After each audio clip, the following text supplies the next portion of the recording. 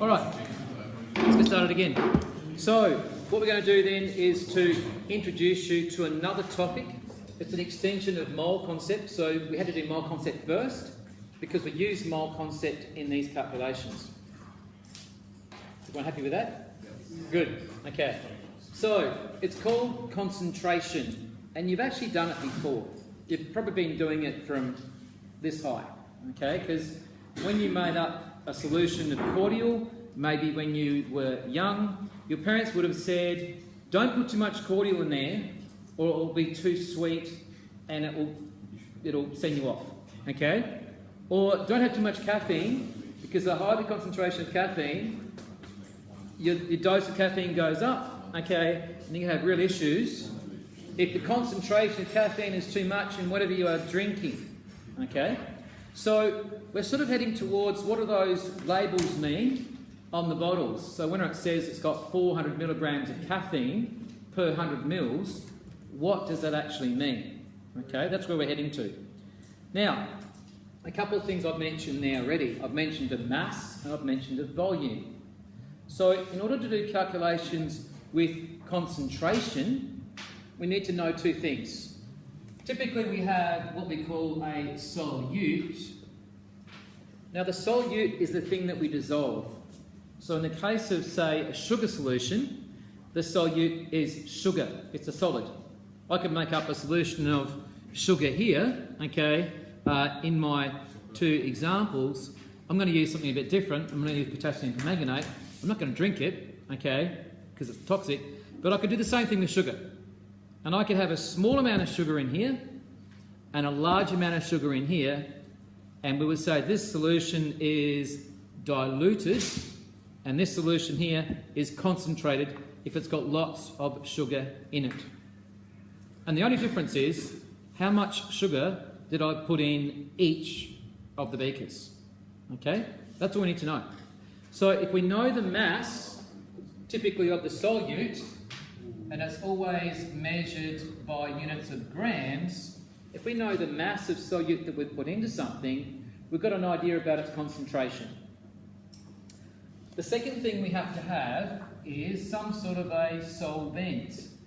And all of our solutions, okay, that we use is amazingly water. Universal solvent we use is water. So every solution we're going to be using, and everything I go and grab out the back in the prep area, it's always made up in water. We actually use tap water to make up our solutions because the tap water is actually very good. It's almost distilled water quality. Not quite 100%, but it's pretty good. So water is our solvent for all of the calculations that we are doing from now on. So all we need to know from our solvent perspective is what volume of solvent are we using, and the volume unit is always in millilitres. No, it's not. Okay. It is in always litres. Okay, is a standard unit, okay, for volume. Now, there is an equation, another one, okay, that I'm going to show you, and it's not too difficult to actually work out. And it is this equation here. C is short for concentration. Yep. Okay. N is, little n, is moles. And we've done that before. So we can now work out N is equal to mass on big N. So we've been using that one before with our mass calculations for stoichiometry. So that's N. And the volume, okay, is in litres, as I just said. Volume is actually always measured in litres. But you'll see in a minute, okay, I don't have, well I do with these, that's a 1 litre container. This goes up to only 900 mils, although it says 1,000 there, it's not very accurate, okay. So I've got two equal volumes here in front of me, and I'll show you how to make a dilute solution and a concentrated solution in a second. Alex? So what's concentration measured in then? Good. The units are moles per litre minus 1. Okay. Okay? So the units of concentration are the same across the world. So it doesn't matter whether you're working in pharmacy right now. Universal, okay? That is the unit of concentration that chemists, scientists, pharmacists, anyone else uses, right, universally across the world. So it's moles per litre. Now it's given a symbol. It's given a symbol big M, okay? Now big M, just so you're aware, it's a hangover from a previous formula called molarity. Okay? So molarity, whenever we see the word concentration, we also have to equate the word concentration with what we call the molarity of a solution. Concentration, molarity mean the same thing. Okay? Just so you're aware. So if I were to go out and grab a solution that Miss Lofting's made up in a nice flask like this, it would always have on it a label. And the label would look something like this. It would be NaOH 0.1 M. That's what it would look like. And the way we read it is sodium hydroxide 0.1 molar, M-O-L-A-R, that's where the word molar comes from molarity. So we say it's a 0.5 molar solution, a 0.1 molar solution of sodium hydroxide. So mole negative 1 equals molar. Correct. Molar is equal to moles per litre to the -1, but when you see it labelled, we don't put moles litre to the -1, we use the big M. So we're there's an old system that uses another equation, which is big M and not C, alright? Everything else was the same. So just so you don't get confused, and hopefully I haven't confused you already, so concentration is the common unit now, C, but you won't see 0.1 C on any labels. They have M, okay? M for molar or molarity. Alex? So whoever came up with these was obviously these M because it's used in the mole formula. Correct. We've got the same big M in the mole formula as well. So we say N equals mass over big M. Not to be confused, this is the molecular weight, not the molarity. Got that? Okay, now, so what I've got in front of me are two beakers, if you haven't went out already. Two volumes that are identical, but they're not very accurate. Okay? When I talk about accurate, I mean 600 mils plus or minus 10 mils, maybe. The beaker should tell me. No, it just says made in Japan. All right.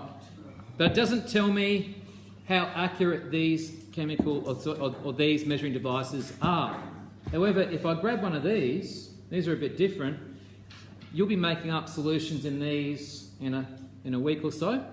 And this says 200 plus or minus 0.15 of a mil at 20 degrees Celsius. These are very accurate pieces of equipment. Okay? So we use these to make what we call standard solutions. Solutions that we know are of an exact concentration. So we've got a known volume. This is 200 mils. Plus or minus 0.015, okay? That's very accurate. We're talking now about systematic error. Small systematic error here, and you probably can't see it from when you're sitting, but it's got a line, okay? And when we measure this up to volume, it's the bottom of the meniscus is on the line. And I'll show you, you've got to get in eye contact with it, okay? And if it goes over the line, what do you do? Good answer, Alex. A lot of people want to do that. I'll just empty a little bit in. Yep. Try that again. No. Okay? If you go over the line, all of it goes down the sink and you start again. Okay? So when we make up these solutions, we have to make sure that the volume is 100% accurate. Okay? And you take your time.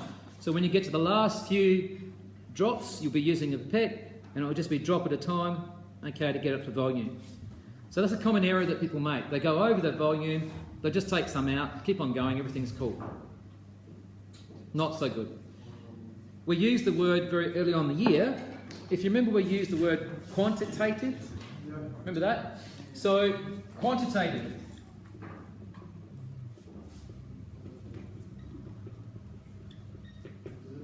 If I'm using a quantitative concept, I'm using numbers, and it is actually going to give me answers that I can actually work with, accurate data.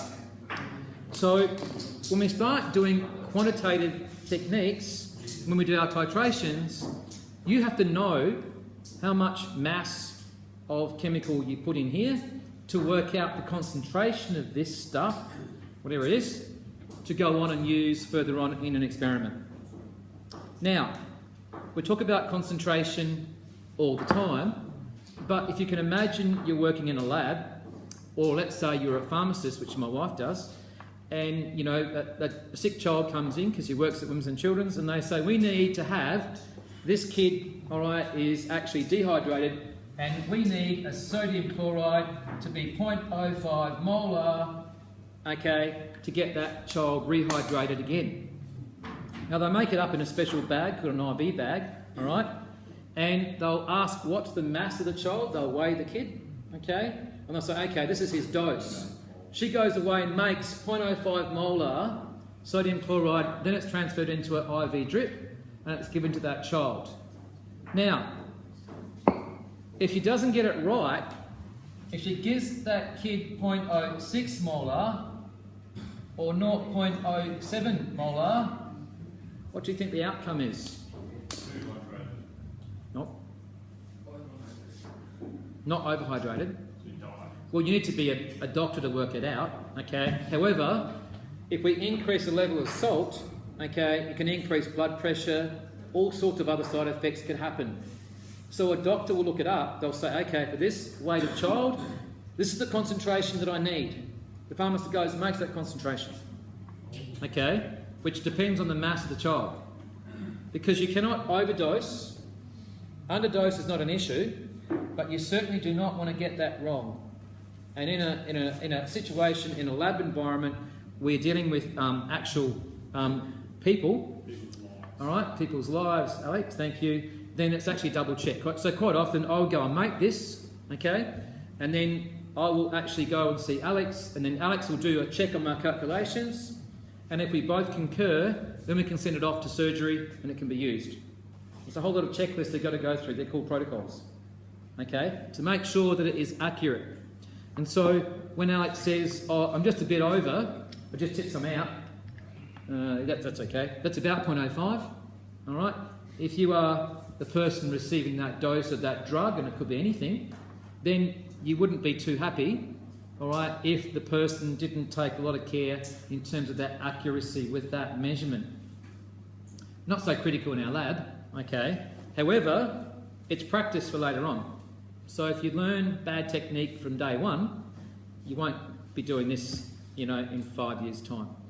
All right, concentrate and dilute. It's not really hard to understand the concept. So I wouldn't normally do this. This is called bucket chemistry.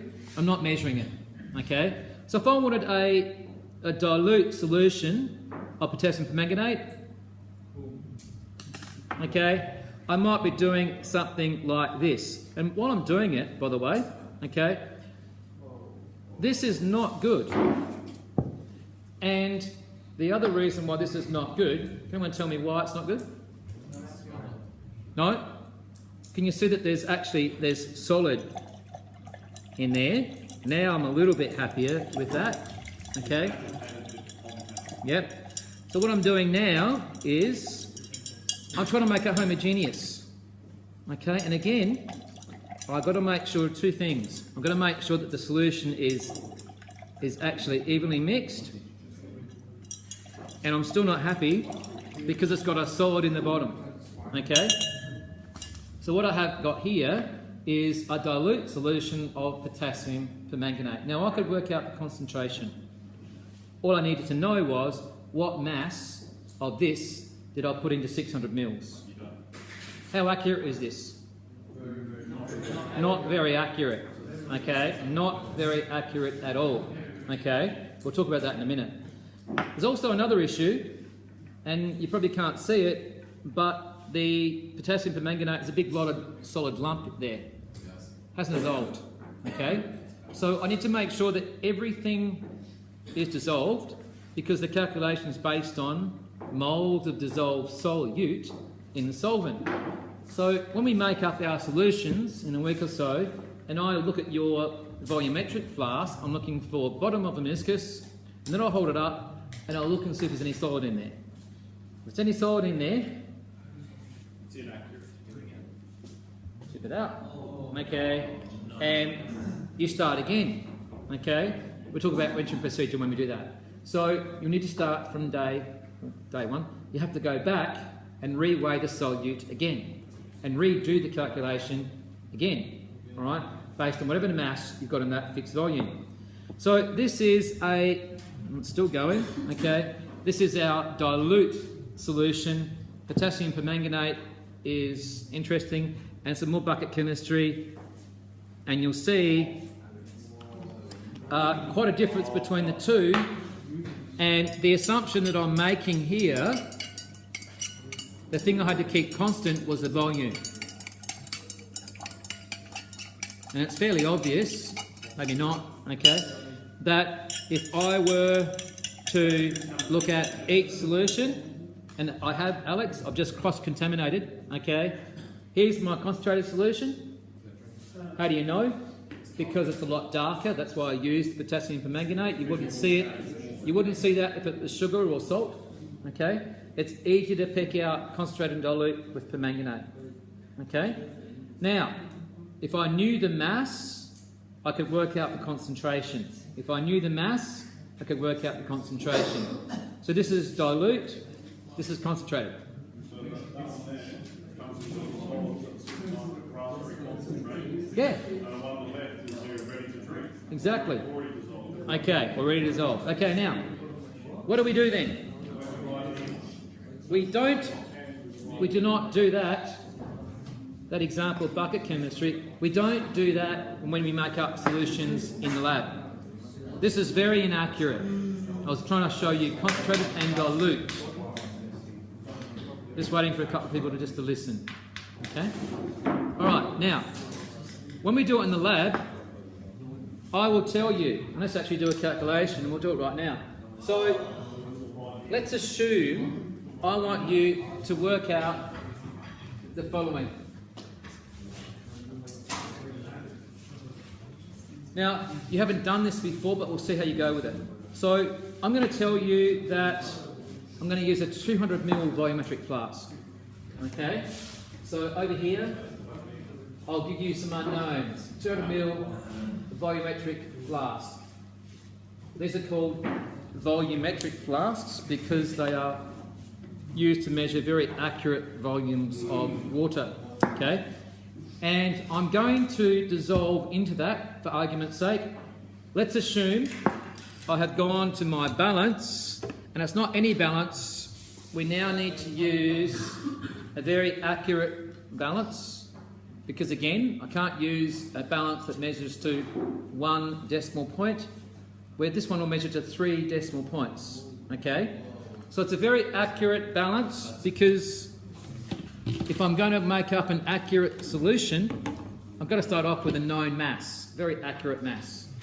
So I'm going to use a top pan balance that will measure to 3 decimal places. All right? And that could be anything from 5 to 6 sig fig, is what we're talking about with this. It's very accurate. Let's assume I've done that.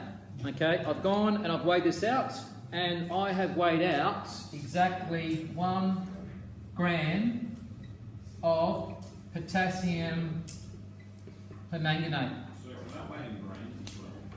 Yes, it can do individual grain cells, yes.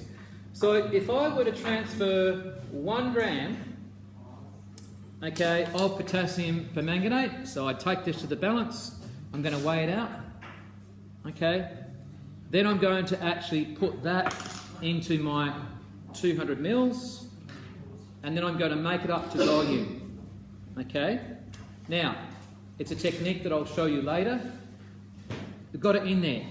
Let's assume, okay, we've actually got our potassium permanganate, our 1 gram weighed out, and it is in our flask, and very carefully we're going to add that down there, and I'm just going to use the tap water to make up the volume, and I'll do that right now. And you wouldn't be doing it like this. It's not a good example to show you. We'll show you later in the lab how to do that. Okay, so here is my solution. Okay, almost. And I've just got to go and get my water bottle.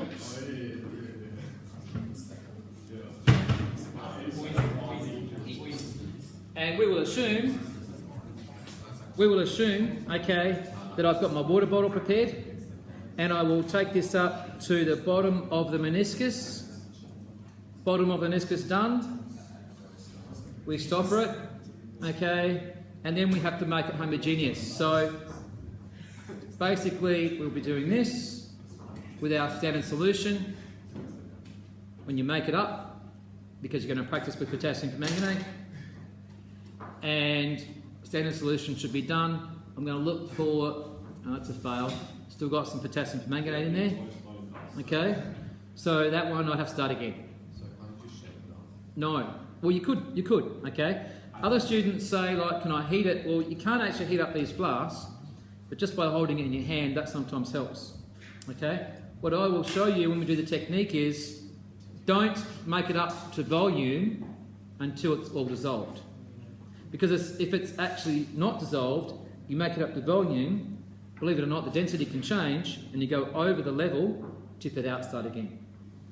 So this one here, I couldn't make up the volume, okay, because I haven't got my water bottle prepared.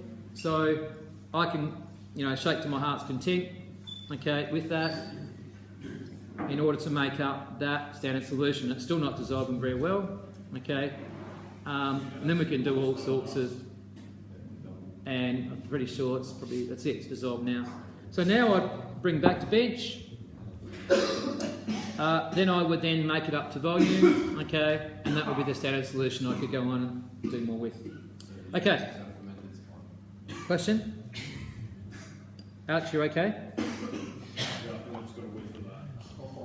That's alright, it's not that toxic. Okay, so I want you to make up or work out what the concentration is had I done that. 200 mils? 1 gram.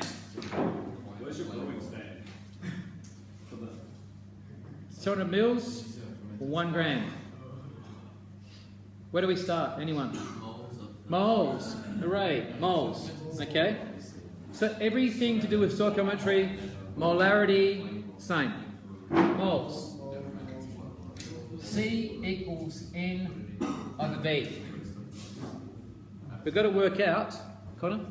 We've got to work out the number of moles of the KMNO4 is equal to the mass on big M, and we better put down MW for molecular weight. Alright, what do we know? Well, I just told you I used 1 gram exactly. What's the molecular weight for potassium permanganate? Harrison? 0.881. Okay. So we now know the number of moles of potassium permanganate, the solute that I've got in the solvent. Now, all right, what is it, Harrison? 0.006338844.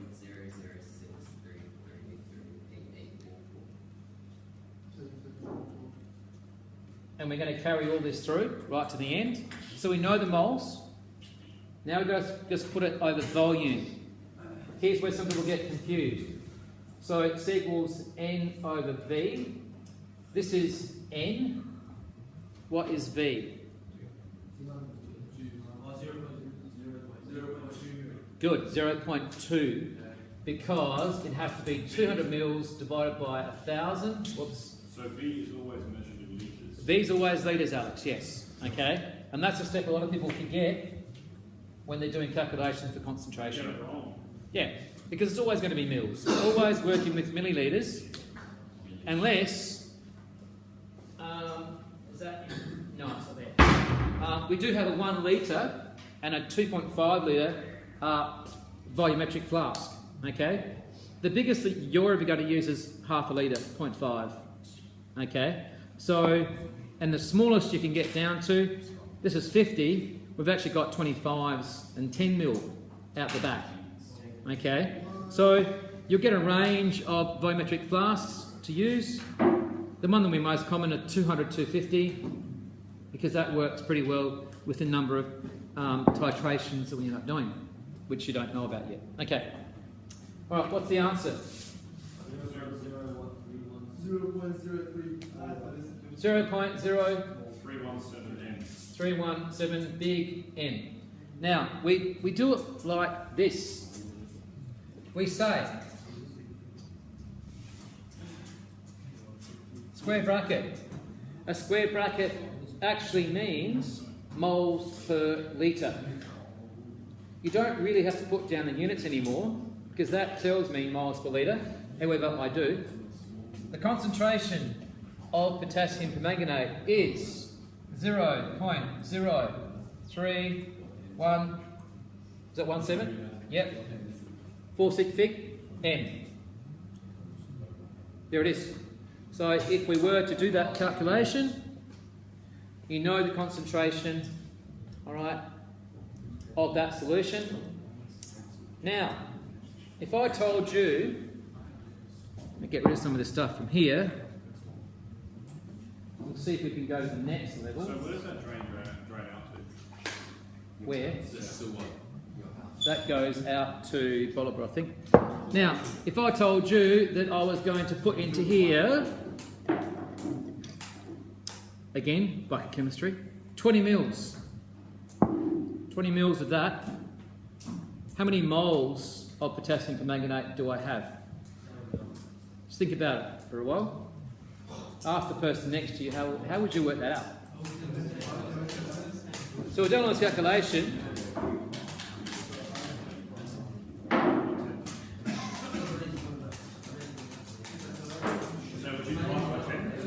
Nope. I took this and I want to work out how many moles there is. How do I do it?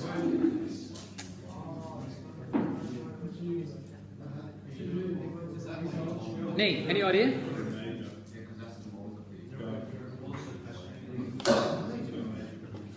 I took 20 mils of this solution we just worked out what the concentration was, and I put it into here. I want to know how many moles there is in there. How do I work it out? Harrison. Excellent. We now have got another way of working out the number of moles, as Harrison's just pointed out. So, the equation I just showed you said C equals N over V. Volume and concentration, you can calculate the amount of moles. Okay, Alex just got it spot on.